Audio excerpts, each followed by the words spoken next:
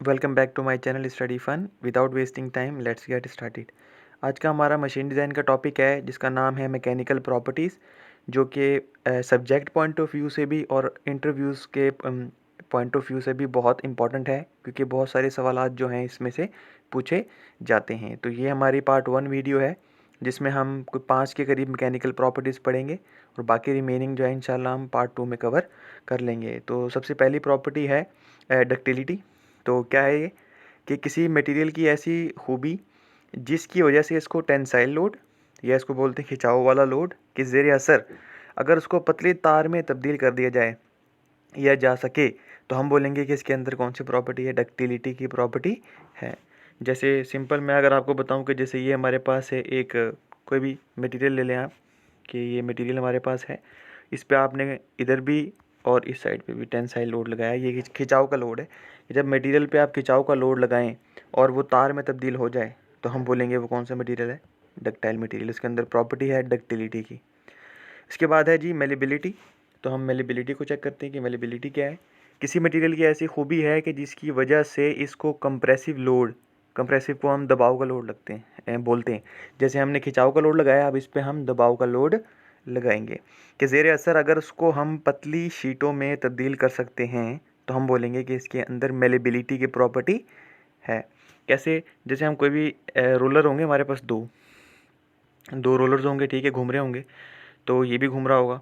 तो होगा क्या कि इसके अंदर से हम मटेरियल को क्या करेंगे, पास करवाएंगे। अब ये क्या करेंगे, कंप्रेसिव लोड लगाएंगे। इसको अगर मैं रेड कलर से शो करवाऊँ कि ये देखिए, ये रोलर और ये रोलर जो हैं ये कंप्रेसिव लोड लगाएंगे, दबाव का लोड लगाएंगे। और जब ये वर्कपीस बाहर आएगा तो एक शीट नुमा शक्ल में हमारे पास बाहर आएगा।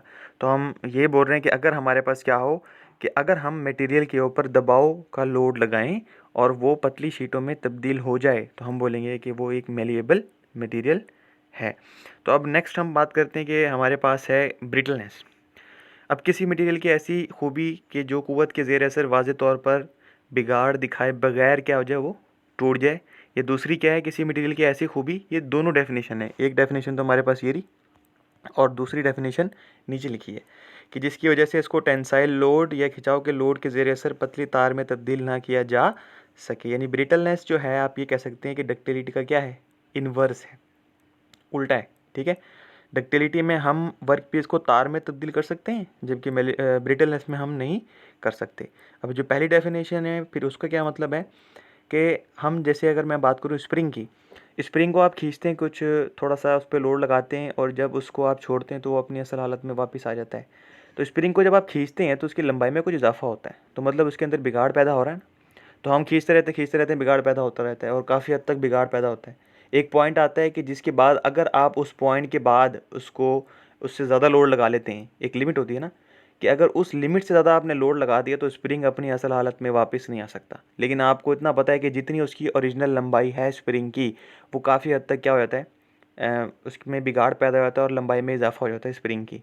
लेकिन ब्रिटलनेस में ऐसा नहीं होता। जैसे अगर आप बात करें गिलास की, उस पर जितना मर्ज़ी लोड लगाएं वो टूट जाएगा, लेकिन ना तो उसकी लंबाई और ना मोटाई में ज़्यादा जो है खातिर खा फ़र्क आएगा। मतलब बहुत ही माइनर सा जो है फ़र्क आएगा, वो भी निग्लिजिबल होगा। तो मतलब कह सकते हैं कि अगर मटेरियल पे लोड लगाया, उसके अंदर बिगाड़ ना होने के बराबर है, बिगाड़ जो है वो ना होने के बराबर है, तो हम बोलेंगे वो कौन सा मटेरियल है, ब्रिटल मटेरियल है। अब बात करते हैं प्लास्टिसिटी की, कि किसी मटेरियल की ये ऐसी खूबी है कि इस पर क़ुव्वत लगाई जाए तो इसमें बिगाड़ पैदा हो, और जब हम क़ुव्वत क्या करें, हटा लें, तो वो अपनी असल शक्ल में वापस ना आ सके। इसे हम बोलते हैं जैसे प्लास्टिक डिफॉर्मेशन आ गई है बॉडी के अंदर। इसका मतलब आप ये कह सकते हैं परमानेंट डिफॉर्मेशन, और इंग्लिश में बोलेंगे परमानेंट डिफॉर्मेशन, उर्दू में बोलेंगे कि मुस्तकिल बिगाड़ आ गया है। कि अब अगर मैं वर्क पीस पे लोड लगाया और अब वर्क पीस को मैं लोड लगा के छोड़ रहा हूँ, तो अब वो अपनी शक्ल में वापस नहीं आ रहा। अब उसके अंदर जो बिगाड़ है वो मुस्तकिल तौर पे क्या हो गया है, स्टोर हो गया है। ठीक है, तो अब वो अपनी असल हालत में वापस नहीं आ सकता। तो इसको बोलेंगे कि ये प्लास्टिक मटेरियल है। ठीक है, जैसे अब बात करते हैं इलास्टिसिटी की, तो ये दोनों एक दूसरे के क्या हैं, ये भी उल्टे हैं। कि किसी मटेरियल की ऐसी खासियत कि अगर मैंने लोड लगाया तो उसमें बिगाड़ पैदा हुआ, और जब लोड हटाया तो वो अपनी असल हालत में क्या आ गया, वापस आ गया। तो हम बोलेंगे इसके अंदर क्या है, इलास्टिसिटी की प्रॉपर्टी है।